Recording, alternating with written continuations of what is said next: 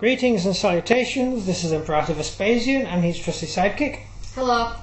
And today we are going to be showing you one of our new projects, which is, it's a completed project actually, which is Hail Caesar in 6mm scale. What you can see is a Marian Roman army in 6mm scale. They're based to Hail Caesar, which is 40 by 40 bases. Effectively you have two stands making up a unit. Yep. Is that how it works? Yeah. So that's the army that you can see in front of you. We had a few figures left over, so well, I'll just quickly run down what you can see. We need a prodi stick. We need a pointy stick of some kind to use for these things. So would my beautiful assistant like to prod? Yes. I will prod these figures. You'd like to do the prodding. Right, so the Marian Roman army. Let's go into a bit of detail. First, or shall we just run through the actual figures? Let's run through the actual figures. Right, run through the figures. So I think we're going to go into detail when we do the games on them, and we'll get more in detail. The Marian Roman army was raised by Marius. Marius was an interesting chap. He was basically a poor person. His family had a little bit of money and a house, therefore they had the ability to vote and join the army. Marius didn't really... in ancient Rome, if you had two sons, you would send one off to learn politics and the other one off to become a member of the armed forces. This was very handy, and you see this pop up now and then, quite regularly in Roman history, where you would have an influential politician who could always back himself up by having a brother in the army. Vespasian being one of the big ones. Vespasian's brother was the dictator of Rome, one of the two dictators of what's the term for the head of state? Head of state? No, you didn't have a head of state. The two princeps? No, that's a military term. Oh god, my brain's melted. Basically, you had the emperor, and then underneath the emperor, you had two generals. Two leaders who were elected, and one ran politics and one ran the army. Basically, it was a way of having a huge empire without telephones, and you could move things around. Like mobiles. Yeah. How's everything going back home? Yeah, didn't have mobile phones back then. You had people to run really fast with a letter. It was very handy doing it that way. So you could have Vespasian's brother was the guy in power. Nero was murdered, and Vespasian's brother basically... Nero killed himself. Well, he died. He was murdered. He stabbed himself in the neck.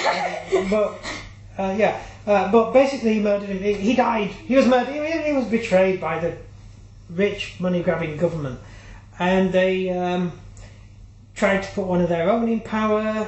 Vespasian's brother tried to fight against that. Vespasian came over and became emperor. Long story. I'm not going into too much detail now. That is a whole army project. That is. I think we need to do some sort of videos on the Roman Empire itself. That would be fun. Yeah. One on each emperor. Yeah, but we'll skip back to the beginning, which is Marius. Marius was really the beginning of the Roman Empire. He may have been quite a considerable amount of years before then, I think about 40 years before then, but he was certainly instrumental in Rome becoming an empire. At the time, the Republic was made up, or the Republican army was made up of basically Roman citizens. You could only be a citizen if you were in the Republic. If you're in the Republican army, you had to be a citizen, which meant you had to own property. So how it basically worked was, as you would send one of the sons away to fight, and the other son would become a politician. Marius, his brother went into politics. Marius himself was sent into the army. Now his father raised as much cash as he could, which wasn't very much, and gave it to Marius. And Marius went away and bought a horse. It was the most mangy, scraggly, knackered horse you could possibly imagine, but it was all he could afford. He couldn't afford any armour or anything either. So he rode over to where the army was gathered and totally blagged his way into being an officer in the cavalry. Which is just genius. The guy was brilliant. And lots of other things happened in his career, but the Republican Army basically had three elements. It had the light troops who would fight as skirmishers at the front, then you had the normal citizenry, and then you had the old age pensioners at the back, and they had the best weapons and the best gear. They usually had spears. The guys in the middle usually had pilum and a sword and a shield. The guys at the back had spears, chainmail armour and a sword and a spear. And the guys at the front were basically in their underpants with a sling or a small javelin or maybe even a pilum if they were lucky. And they used to wear wolf's heads, so they were scary, apparently.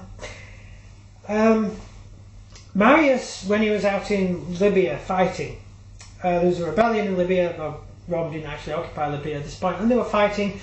Marius basically came up with this idea. Most of the men in his legion had been killed, and he got everyone together and said, right, this is what we're going to do. I want you to go around and everyone find a shield which is the same size.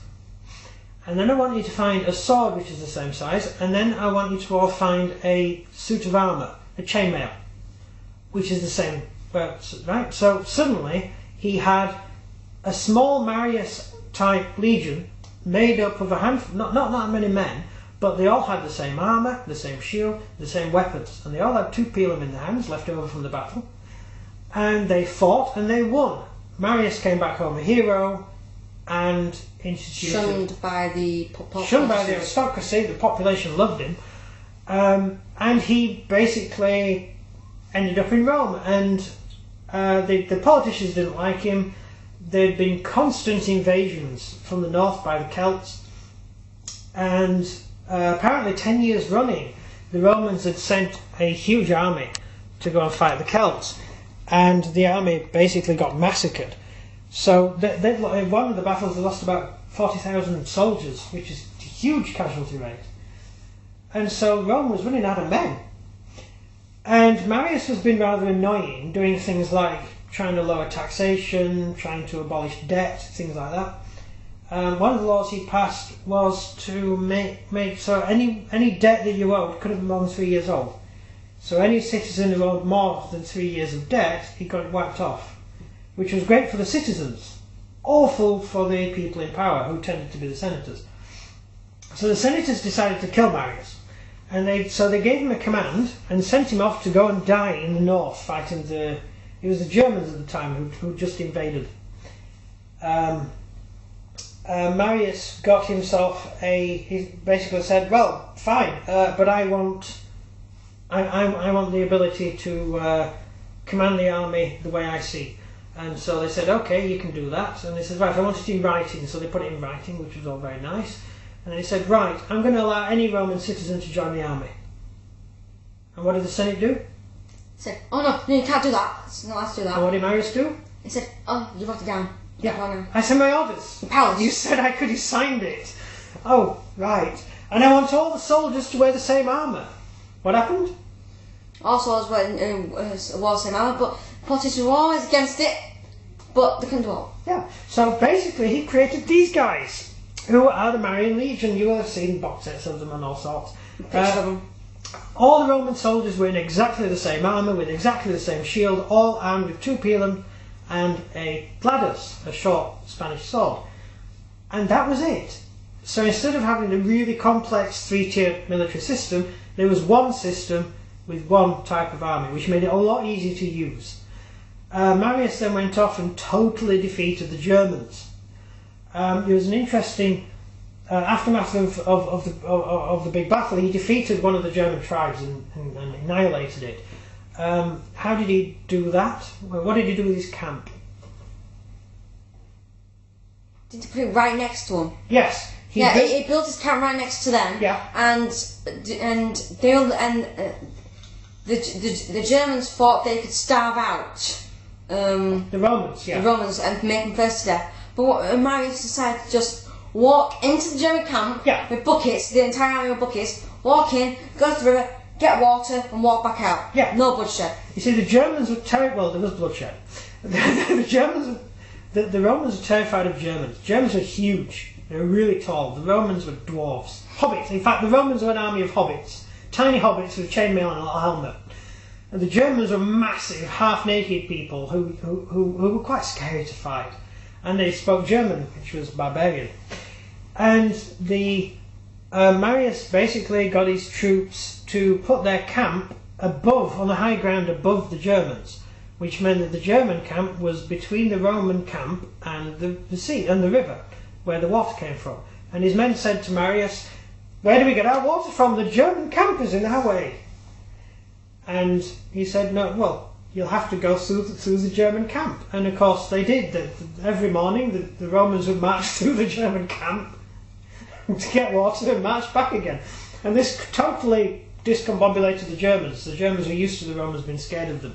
But the Romans were just attacking their camp, not in order to kill Germans, but because they were just collecting water.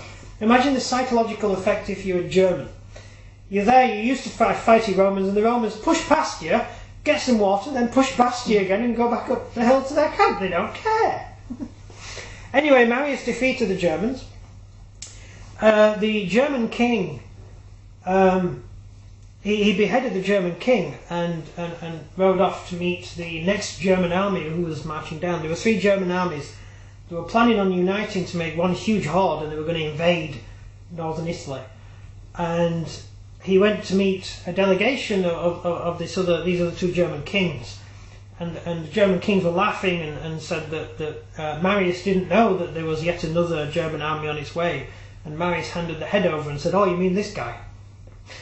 Then the Germans said they were going to leave. And they started leaving, and Marius attacked them. Because it wouldn't have helped if they would have left. While building a road through the woods. If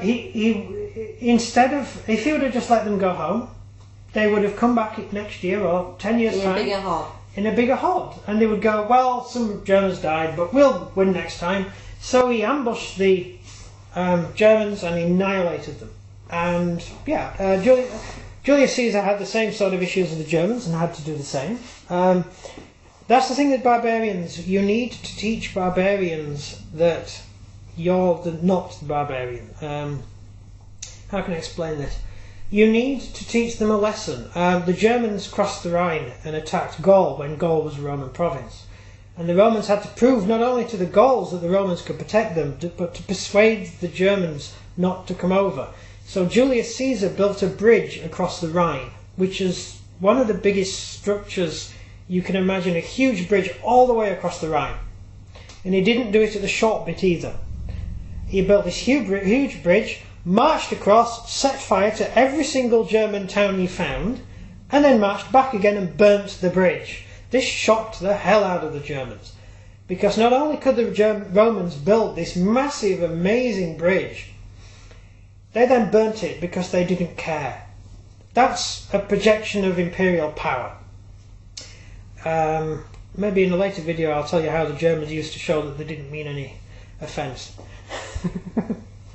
Right, so here we have the Marian army. This is a Marian army from the period of Gaul.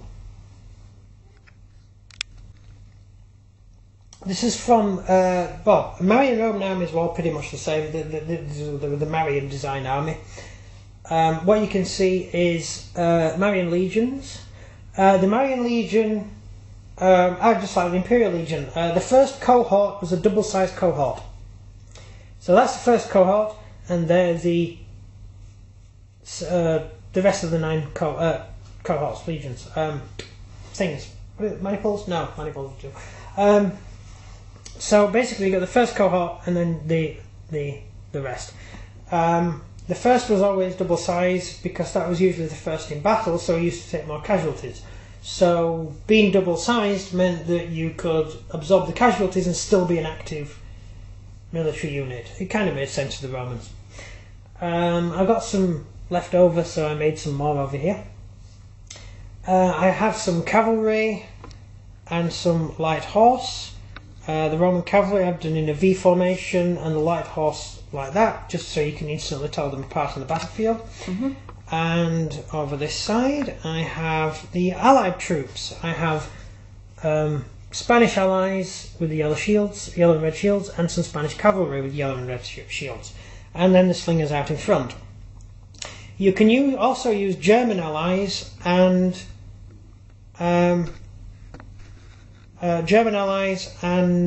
Celtic allies, Gallic allies. Actually, you can use pretty much anyone as an ally. I have the Gauls on another board. I'm going to show you them in a minute. In the next video, rather. Yeah. We don't have time to film it tonight. But you can use them. You can use the same figures.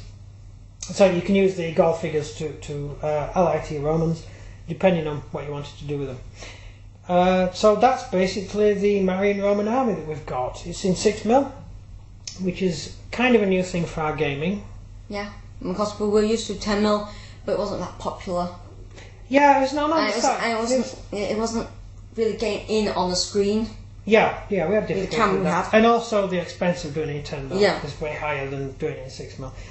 So that's it. That is basically the end of the video. We're going to be showing you the Gauls next, and then we're going to be playing a battle. So we're actually going to be using our new gaming table to fight a battle, which should be good. Yeah. Yeah. So that's it. This is the end. I will hand over to my sidekick. So if you enjoyed this video, please leave a like and subscribe. We love all of our subscribers. And comment down below what you think of this Marian army and what you think of the history behind it. And that's everything from me. And everything from him. Good day.